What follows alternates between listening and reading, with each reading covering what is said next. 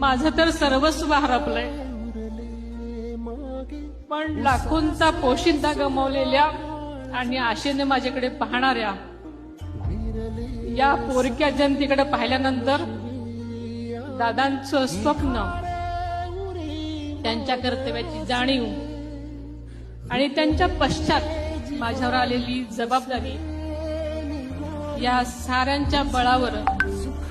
हे शिवधनुष्य उचलून तुमच्या सर्वांच्या आधारानं मी पुढे चालत राहण्याचा निर्धार केलेला आहे. मी आपल्याला माहिती की नेहमीच सांगत आले ही आदरणीय दादांची जागा कोणीच घेऊ शकत,